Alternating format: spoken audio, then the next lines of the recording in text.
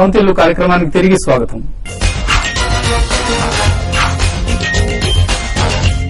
మనం టీవీ పెడితే చాలు రియల్ ఎస్టేట్ కంపెనీస్ అడ్వర్టైజ్మెంట్స్ వస్తుంటాయి, న్యూస్ పేపర్ తిరిగేస్తే చాలు front page to back page real estate projects సంబంధించిన యాడ్లు వస్తుంటాయి. వీటన్నిటికి తోడు ప్రాపర్టీ షోస్ పెడతారు, మా దగ్గర కొనంటూ మీరందరూ మా వెంట పడుతూ ఉంటారు. సో ఏ ప్రాజెక్ట్ ని సెలెక్ట్ చేసుకోవాలి? ఇన్ని వందల ప్రాజెక్ట్స్ మధ్యలోంచి ఒక ప్రాజెక్ట్ ని సెలెక్ట్ చేసుకోవడం అనేది చాలా క్లిష్టతరమైన సమస్యగా కనిపిస్తుంటుంది. అనుకున్నట్టుగా లొకేషన్, నెంబర్ 2 అఫోర్డబిలిటీ, అంటే ఇది మన పరిధిలోకి వస్తుందా రావటం లేదా అని చూసుకోవడం. 2 ఇవి అయిపోతే యాజ్ ఇట్ ఈస్ గా చాలా ఫనలింగ్ అయిపోతుంది, విపరీతంగా తగ్గిపోతాయి ప్రాజెక్ట్స్, 4-5 మిగులుతాయి. ఫైనల్ గా వెదర్ ఈ బిల్డర్ మనకి రియల్ గా డెలివర్ చేయగలడా లేదా, టెక్నికల్ గా సత్తా ఉందా లేదా, ఫైనాన్షియల్ గా సత్తా ఉందా లేదా అన్నవి కొన్ని మనం వెనకెళ్ళి చూసుకోవాలి. నంబర్ 4 డెలివరీ టైం జరుగుతుందా లేదా, 3-4 నెలలు 6 నెలలు అటు ఇటు అయినా కూడా అట్లీస్ట్ డెలివరీ చేయగలరు అనేటువంటిది ఒక నిర్ణయానికి వస్తే గనక that's a right decision.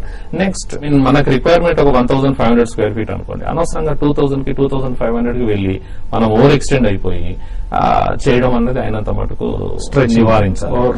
Over stretch చేస్తే ఏమవుతుందంటే that leads to lot of other troubles. మనం అది పే చేయలేక మళ్ళీ దాని వలన డిఫాల్ట్ అయిపోయి, ఒకవైపు బిల్డర్ డిఫాల్ట్ అవుతూ ఒకవైపు అదే పరిస్థితి మనం కూడా ఎదుర్కొంటే ఇంకా చాలా పరిస్థితి దారుణంగా ఉంటుంది. కాబట్టి మనకు కావాల్సిన ఏరియాని మనం కరెక్ట్ గా మనకు అనుగుణంగా ఎక్కడ ఉందో అది చూసుకోవడం ముఖ్యం.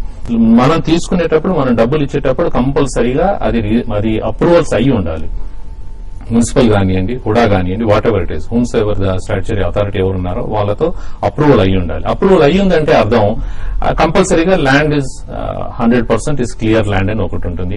ఏవియేషన్ అప్రూవల్స్ ఉంటేనే ఆబ్వియస్లీ వీళ్ళు అప్రూవల్ ఇస్తారు. కాబట్టి దానికి కావాల్సిన అప్రూవల్స్ అన్ని చేతిలో ఉన్నాయని అనుకుంటేనే మనం ఇవ్వడం ముఖ్యం.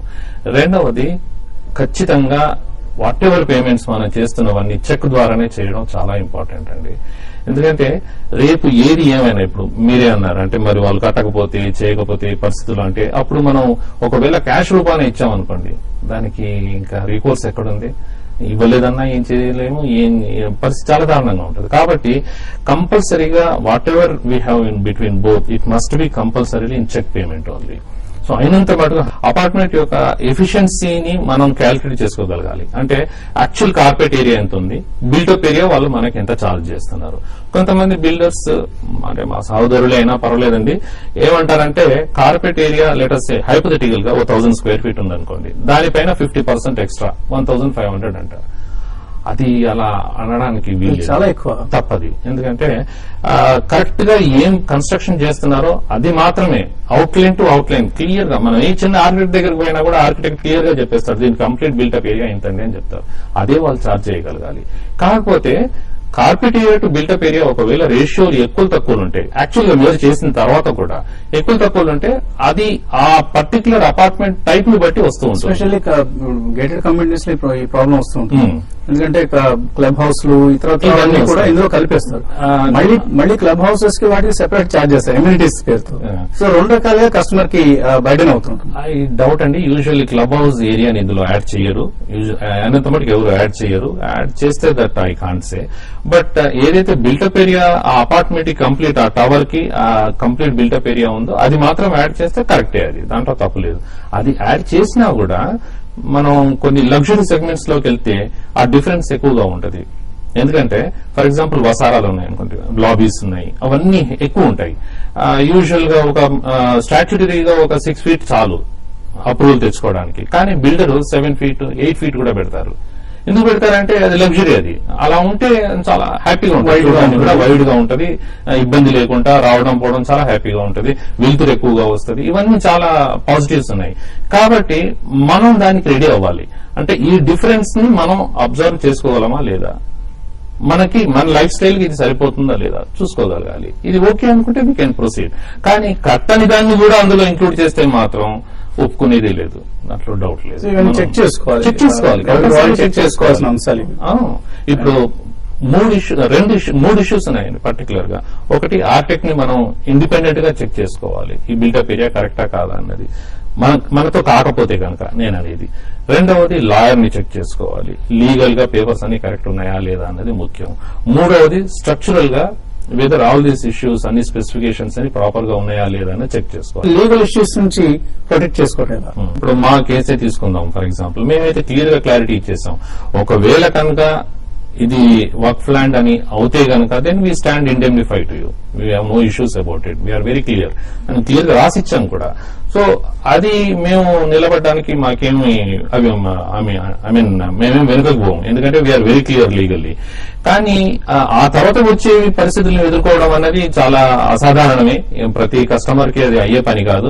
అయినంత మటుకు డబ్బులు ఇచ్చే ముందు మాత్రం 100% అది అప్రూవల్ అయ్యుంటే గనక 99% అది లీగల్ గా క్లారిటీ ఉన్నట్టే అనుకుందాం. సో దాన్ని బట్టి మనం ముందుకు అయితే ఇంకా పోవాల్సిందే, తప్పదు మరి.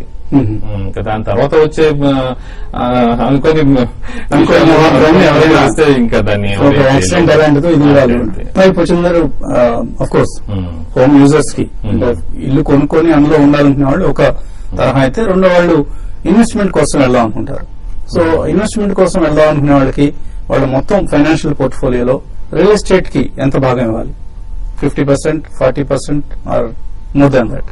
Fundamentally real estate is not a speculative instrument అండి. It is not speculation on which we can do. We have seen 2007 లో 2006 లో షేర్ల అమ్మకాల కన్నా అపార్ట్మెంట్ల ల్యాండ్ అమ్మకాలు జోరుగా జరిగాయి. ఇవాళ ల్యాండ్ కొని ఇవ్వాలి మళ్ళీ ఇంకొకరికి అమ్మిన దాఖలాలు ఉన్నాయి. ఇన్ఫాక్ట్ మీ ప్రాజెక్ట్ లో లాంచ్ టైంలో కూడా క్యూలో నిలబడి అప్లికేషన్ తీసుకున్నారు. అప్పుడు వాళ్ళందరికీ నేను ఖచ్చితంగా చెప్పాను, ఇదే మాట చెప్పాను, దయచేసి మీరు రేపు ఇది 5,000 అవుతుంది 10,000 అవుతుంది అని అనుకుని మాత్రం తీసుకోకండి. We want to give to the end customer only. ఎవరైతే వచ్చి ఇందులో ఉండాలనుకుంటారో వాళ్ళకే మేము ఇస్తున్నాం అని క్లియర్ గా కొన్ని గైడ్ లైన్స్ కూడా పెట్టాం. ఒకరిని 2-3 ఫ్లాట్స్ తీసుకోకుండా చేశాం కూడా. సో అటువంటివి యూజువల్లీ ఇటువంటి విషయాలు జరగదండి, తప్పది. కాకపోతే రెండో హోమ్ అంటారు కదా, సెకండ్ హోమ్, థర్డ్ హోమ్ తీసుకునే వాళ్ళు కొద్దిగా ఆలోచించి ఇది అప్రిషియేషన్ జరిగితే మంచిదని. అల్టిమేట్లీ ప్రతి కస్టమర్ తీసుకున్న అపార్ట్మెంట్ అప్రిషియేట్ జరగాలని అనుకుంటాడు, otherwise it's waste of money unnecessarily. Appreciate అవ్వడం వేరు, స్పెక్యులేట్ అయ్యి ఇది ఇన్ని లాభాలు ఇస్తుంది అనుకోవడం వేరు. ఇవి రెండు కంప్లీట్లీ డైవర్జెంట్ వ్యూస్. స్పెక్యులేషన్ అయితే totally I'm against it. Appreciation అవుతుంది అన్నది డెఫినెట్ గా in due course of time real estate is obviously goes. అలా ఇన్వెస్ట్ చేద్దాం అనుకునే వాళ్ళకి వాళ్ళ మొత్తం పోర్ట్ఫోలియోలో షేర్లు ఉంటాయి, బంగారం ఉంటుంది, లేకపోతే మ్యూచువల్ ఫండ్స్ ఉంటాయి, ఇంకొక రకం ఉంటుంది. రియల్ ఎస్టేట్ కి ఎంత పోర్షన్ ఇవ్వాలి, ఎంత భాగం ఇవ్వాలి? It can go up to 50% అండి. There is no problem because it's a very solid investment. Up to 50 వరకు వెళ్ళొచ్చు. అందులో I don't see any harm in that. Tatima 50% they can go for FDs or what. ఇంకా liquidity ఎక్కువగా ఉండే instruments కి వెళ్ళొచ్చు. 50% వరకు they can go for real estate. There is no problem. So position రాష్ట్ర రాజధాని Hyderabad hottest destination for any Telugu investor. Telugu even Telugu వాళ్లే కాదు, ఇప్పుడు ఎక్కడెక్కడ నుంచో ఇతర రాష్ట్రాల నుంచి కూడా వచ్చి హైదరాబాద్ లో ఇన్వెస్ట్ చేస్తున్న సమయం ఇది. రేపు తెలంగాణ అయినా కాకపోయినా కూడా Hyderabad will continue to be the hottest destination.